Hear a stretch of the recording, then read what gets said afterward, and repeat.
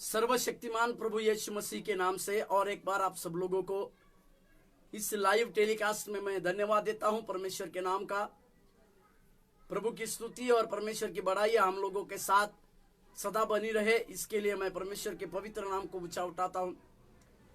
परमेश्वर अपने लोगों को रक्षा करता है या अपने लोगों को बचाता है।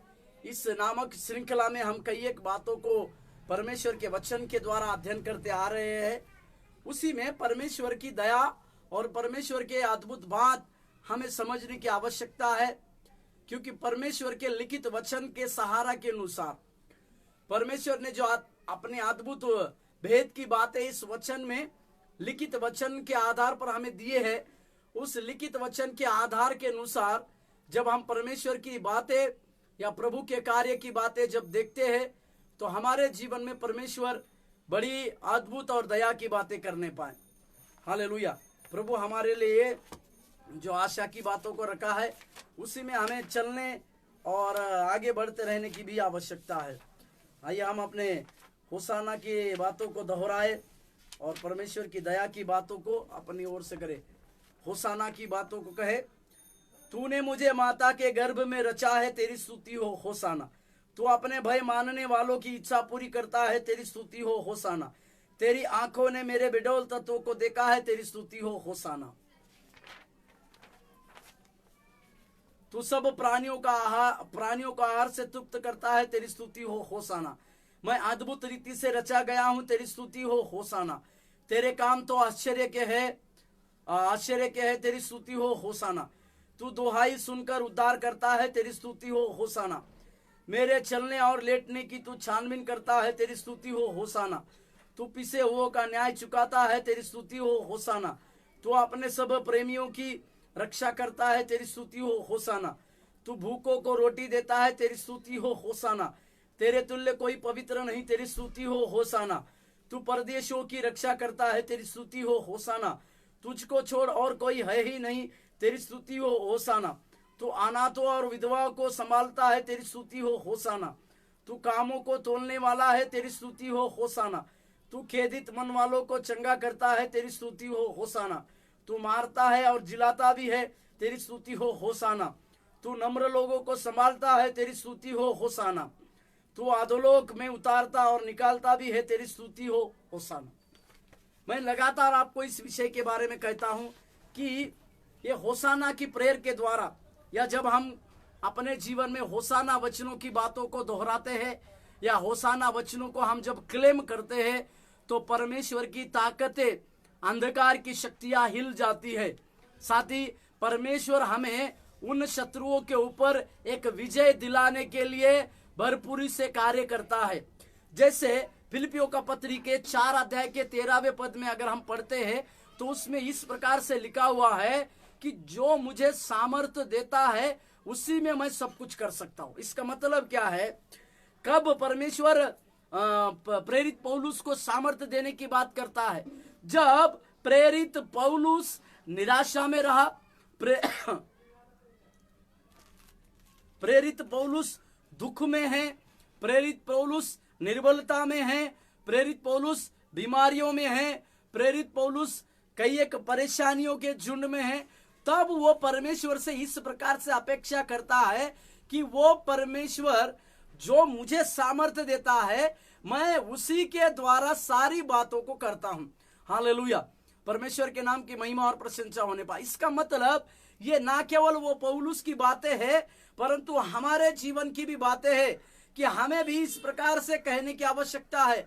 जब हम निर्बल होते हैं तो परमेश्वर की आत्मा हमें बल देती है।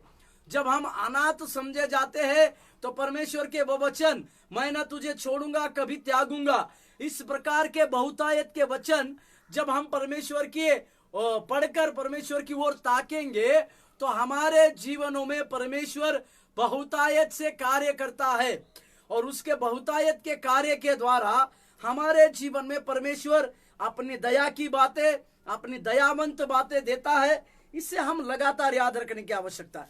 जैसे मैंने बीते दिनों में कहा, भजन संहिता 23वें अध्याय के 6 वचनों के बारे में हम विस्तारित रूप से देखेंगे बोलकर मैंने कहा। उसी के लिए मैंने परसों के दिनों में मैंने भजन संहिता 23 का पहले वचन के ऊपर आपको कुछ बातों बताने के लिए चाहा। मतलब परमेश्वर जो है हमारे जीवन की घटी को किस तरह से पूरी करेगा, या हमारे जीवन की वो घटी, मतलब घटी को पूरी करेगा। मतलब जब हम परमेश्वर की इच्छा के लिए उसके कार्य के अनुसार काम करते हैं, या परमेश्वर की इच्छा पूरी करने के लिए हम जब परमेश्वर की इच्छा के अनुसार काम करते हैं, तो हमारे जीवन में परमेश्वर बहुतायत से कार्य करता है। हमारे जीवन में परमेश्वर बहुतायत की बातों को लाता है। इसके बारे में हमें समझने की आवश्यकता है और इसके बारे में जानने की आवश्यकता। आज हम उसी का भजन संहिता 23वें अध्याय के दूसरे वचन की ओर ध्यान देंगे। मेरे साथ खोलिए भजन संहिता 23 अध्याय उसका दूसरा वचन। वह मुझे हरी हरी चराइयों में बैठाता है, वह मुझे सुखदाई जल के झरने के पास ले चलता है। दो बातों की घोषणा यहाँ पर हो रही है। पहली बात, परमेश्वर हरी हरी चराइयों में बैठाता है। इसका मतलब परमेश्वर एक शांति की जगह पर, एक विश्राम की जगह को हमारे जीवन में देना चाहता है। मेरे साथ एक अगर वचन पढ़ेंगे, भजन संहिता का पत्री उसके 91वें अध्याय के पहले वचन को अगर हम पढ़ते हैं तो उसमें इस प्रकार से लिखा हुआ है, जो परम प्रधान के छाए हुए स्थान में बैठा रहे वो सर्वशक्तिमान की छाया में ठिकाना पाएगा। इसका मतलब हम सारे लोगों के लिए परमेश्वर ने एक विश्राम का दिन ठहराया है। मेरे प्रियो, आज हमें इस बातों को समझने की आवश्यकता है। दुनिया में हम कई एक चीजों के लिए प्रयास करते हैं। अच्छे घर के लिए प्रयास करते हैं, शायद हम अच्छी पढ़ाई करने के बाद अच्छे जॉब के लिए प्रयास करते हैं, या फिर हम पैसा कमाने के लिए प्रयास करते हैं। परंतु इन प्रयास करने के बाद प्रभु से हमें एक प्रकार का विश्राम की आवश्यकता है। इसी के लिए प्रभु यीशु मसीह ने वचन में कहा, यदि मनुष्य सारे जगत को प्राप्त करे और अपने प्राण की हानि उठाए तो क्या फायदा। इसका मतलब क्या है कि परमेश्वर हम सारे जगत को प्राप्त करने की इच्छा को रखे और अपने प्राण का नाश हो रहा है, तो वो हमारे लिए क्या फायदा। या हमारे जीवन में वो उद्धार का अनुभव अगर नहीं पाए हैं, या हमारे जीवन में व्यक्तिगत उद्धार की बातों को हमारे जीवन में अगर हमने नहीं देखे हैं, तो उस उद्धार की बातों का क्या मतलब। परमेश्वर के नाम की महिमा और प्रशंसा हमारे साथ होने पाए। इसी के लिए हमारे जीवन में इस बातों को समझने की आवश्यकता है, इस बातों को जानने की आवश्यकता है कि परमेश्वर के ओर से हमें एक विश्राम देने के लिए परमेश्वर की एक योजना है। हमें वो विश्राम देना चाहता है। मतलब मैं इस प्रकार से कहूं, जिस स्थान में, जिस योग्य स्थान में हमें रहना है, उस योग्य स्थान में परमेश्वर हम लोगों को लेके जाकर वहां पर स्थायी करना चाहता है। पहली बात। दूसरी बात, वह मुझे सुखदाई जल के झरने के पास ले चलता है। ये सुखदाई जल का झरना, ये सुखदाई जल का झरना मतलब परमेश्वर एक झरना है, यानी उस झरने के द्वारा हमारे जीवन में अद्भुत अभिषेक, अद्भुत आशीष और अद्भुत बातें हम लोगों के जीवन में पहुंचाना, ये परमेश्वर का सबसे बड़ा कार्य है, या ये परमेश्वर की सबसे बड़ी बात है। इसे हमें कभी भूलने की आवश्यकता नहीं, या इसे हम कभी ना भूले। प्रभु के नाम की महिमा और प्रशंसा होने पाए। इसका मतलब क्या है कि परमेश्वर ही है हमें वो सुखदाई जल के पास, उस झरने के पास लेके चलता है। शब्दों को ध्यान दीजिए, दाऊद इस प्रकार सुखदाई जल का झरना, मतलब ये राजा दाऊद लिखता है क्योंकि उसके जीवन में लगातार निराशा की बातों को राजा दाऊद देखा है, लगातार दुखी होने वाली बातों को राजा दाऊद देखा है। और इन सब बातों को देखने के बाद राजा दाऊद अपने जीवन में इस बातों को महसूस कर पाया कि वो ही परमेश्वर है जो मुझे उस सुखदाई जल के झरने के पास ले चलता है। मेरे साथ कुछ वचनों को पढ़िएगा। 36 का 8 पढ़िए, भजन संहिता 36वें अध्याय के 8वें पद। उसमें इस प्रकार से, वे तेरे भवन के चिकने भोजन से तृप्त होंगे और तू अपनी सुख की नदी में से उन्हें पिलाएगा। हालेलुया। ये जो पहला जो शब्द, जो मुझे हरी हरी चराइयों में बिठाता है, इसके ये वचन के अनुसार मैं ये वचन को जोड़ रहा हूं।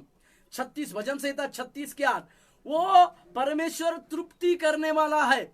जब परमेश्वर हमारे जीवन में एक प्रकार की तृप्ति देने वाला है, वो हमें चिकने चुपड़े भोजन से तृप्त करेगा, और ना केवल वो भोजन से तृप्त करेगा, उस परमेश्वर के जीवन रूपी जल से हमें हमारे अंदर की प्यास को भी वो बुझाएगा। मतलब परमेश्वर हमें उस सुख की रोटी और वो जल, ये दोनों चीजों को बहुतायत से देता है, ताकि हमारे जीवन में जिस चीजों की हमें आवश्यकता है वो प्रभु से मिले। और एक वचन पढ़िएगा 46 के 4, भजन संहिता 46:4। एक नदी है जिसकी नहरों में परमेश्वर के नगर में अर्थात परम प्रधान के पवित्र स्थान में आनंद होता है। हालेलुया।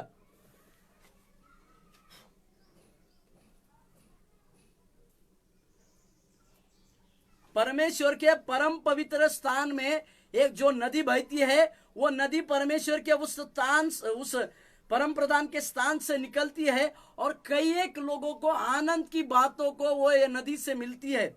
इसी के लिए हमें इस बात को समझने की, इसी के लिए हमें इस बात को जानने और समझने की आवश्यकता है कि परमेश्वर हमारे जीवन में उस जीवन के जल से हमें तृप्त करेगा, और जीवन की नदियां हमारे जीवन में बहाकर परमेश्वर उसकी अद्भुत बातें, परमेश्वर उसके अद्भुत कार्य हम लोगों के जीवन में बहुतायत से पूरी करेगा।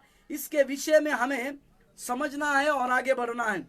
साथ ही और उसके विषय में कुछ कहूं, चरवाहे की निकटता तथा उपस्थिति के कारण, चरवाहे की निकटता मतलब एक चरवाहा जो है उसकी निकटता, भेड़ों के सम्मुख में जब चरवाहा चलता है तो उस सारे भेड़ों के लिए उस चरवाहे की उपस्थिति ही सबसे बड़ी सुरक्षा का स्थान है। उसमें शांति, स्वतंत्र, निर्भयता होकर हम बैठ सकते हैं। एक चरवाहा जब हमारे साथ होता है तो उसके भेड़ों के अंदर 3 प्रकार की बातें पाई जाती है। सबसे पहले वो शांत रहते हैं और एक आजादी का अनुभव करते हैं, और वे निर्भय होकर बैठ सकते हैं, क्योंकि उनके जीवन में उनको पता है उनका चरवाहा सामने है। वो आने वाले हर संकट से सामना करने के लिए सबसे पहले जाएगा, या उनके ऊपर आने वाली विपत्तियों को वो सामना करेगा। इस प्रकार की कई एक बातों में परमेश्वर जो है, जो चरवाहा है, वो चरवाहा उनके सम्मुख में रहेगा, और उसी चरवाहे के द्वारा परमेश्वर उनके जीवन में बहुतायत से आशीष और बातों को देगा। इसे हमें समझने की आवश्यकता है और जानने की आवश्यकता। और इसी को पवित्र आत्मा जो हमारा सहायक है, इसी बातों को पवित्र आत्मा के द्वारा भी, पवित्र आत्मा जिसके बारे में वो हमारा सहायक है, परामर्शदाता है तथा तसल्ली देने वाला है बोलकर हम देते हैं। जैसे चरवाहे की बातों को हम देख रहे हैं, हम चरवाहे के साथ शांति के साथ रह सकते हैं, स्वतंत्रता का अनुभव कर सकते हैं और निर्भयता का भी अनुभव कर सकते हैं। और दूसरी बात, उसी बात को अगर हम पवित्र आत्मा के बारे में देखते हैं, जो पवित्र आत्मा हमारा सहायक है, पवित्र आत्मा भी इसी 3 प्रकार के कार्यों में देखता है। पवित्र आत्मा हमारा सहायक है, वो हमारा परामर्शदाता भी है, और हमें तसल्ली देने वाला भी वो परमेश्वर है। साथ ही और मसीह की चरवाही के विश्वास का अनुभव हरी चराइयों जैसा होता है। मसीह जो चराइयों का अनुभव हमें देते हैं, उस मसीह के विश्वास के चराइयों का अनुभव, मसीह की चरवाही के विषय के विश्वास का अनुभव हरी चराइयों जैसा होता है।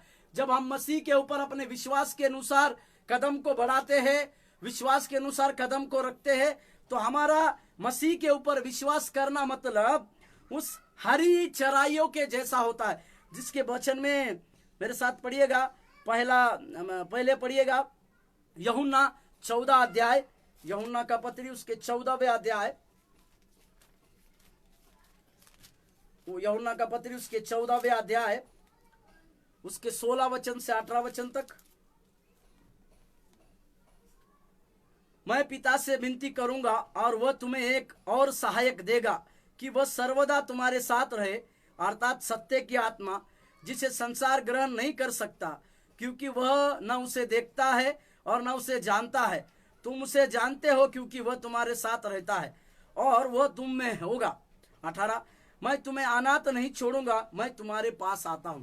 ये पवित्र आत्मा जो त्रिएकता में एक है, वो पवित्र आत्मा का एक गुण को हम देखते हैं। वो पवित्र आत्मा परमेश्वर की ओर से हमारा सहायक है, वो हमारा परामर्शदाता है, वो तसल्ली देने वाला है, वो हमें कभी भी अनाथ नहीं छोड़ेगा। इसके विषय में भी खुद प्रभु यीशु मसीह ने पूर्ति किया है, इसे हमें समझने की आवश्यकता है। और दूसरा तीमुथियुस के 1:7 में इस प्रकार से कहता है कि परमेश्वर ने हमें भय की नहीं परंतु धीरज और सामर्थ्य की आत्मा दी है। इसके लिए हमें हमारे जीवन में किसी भी प्रकार के तूफान क्यों ना आए, उनसे हमें डरने की आवश्यकता नहीं, परंतु जो परमेश्वर हमारे साथ साथ चलता है, जो परमेश्वर की दया की बातें हम लोगों के साथ बनी रहती है, वे सारी बातें हम लोगों के जीवन में बहुतायत से होकर परमेश्वर के कार्य हम लोगों के साथ बने रहते हैं। इससे हमें समझने की आवश्यकता है और जानने की आवश्यकता है। इसके 2 पहलू को हम आज देखेंगे। मतलब वो हम मुझे हरी हरी चराइयों में बैठाता है और सुखदाई जल के झरनों के पास लेता है। इसके 2 विशेष पहलू को मैं आपको दिखाना चाहता हूं। पहला, मेरा भरोसा उसकी उपस्थिति में परमेश्वर हमारा भरोसा परमेश्वर की उपस्थिति का अनुभव कराएगा। मतलब जब हम इस हरी चराइयों में चरते हैं तो हमें परमेश्वर की उपस्थिति का अनुभव कराएगा परमेश्वर। अर्थात परमेश्वर की उपस्थिति मतलब परमेश्वर के वचन जो एक बहुतायत के जीवन के लिए आवश्यक है, परमेश्वर की उपस्थिति का अनुभव हमें कराएगा।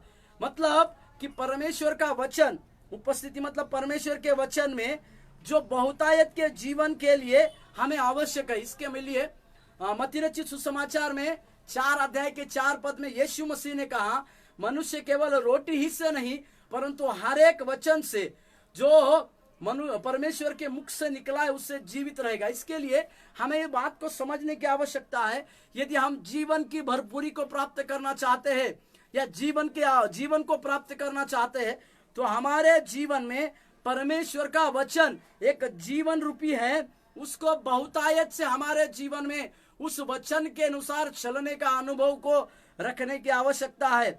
यह परमेश्वर का वचन जो एक बहुतायत के जीवन के लिए आवश्यक है। यदि हम बहुतायत के जीवन की अपेक्षा परमेश्वर से कहते हैं तो अवश्य हमारे जीवन में हमें परमेश्वर के वचनों को मानकर परमेश्वर के वचनों के साथ साथ चलने की आवश्यकता है।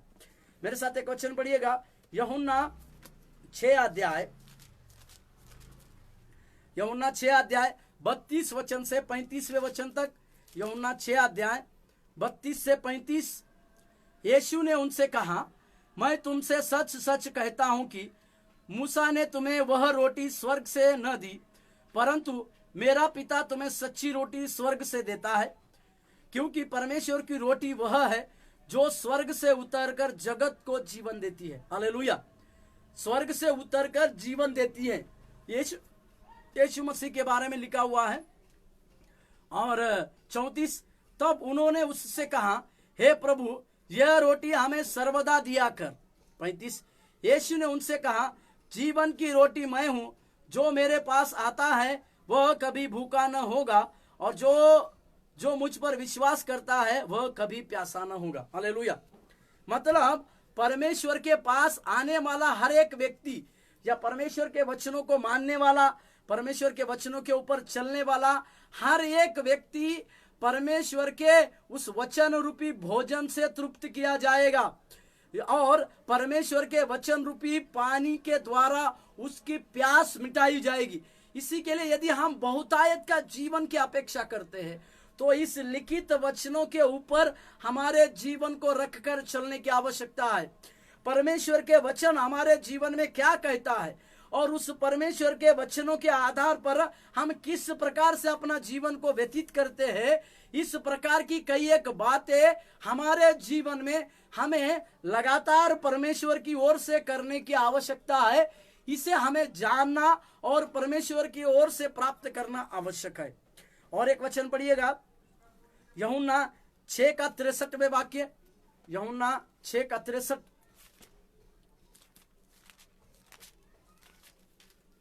आत्मा तो जीवनदाय है, शरीर से कुछ लाभ नहीं।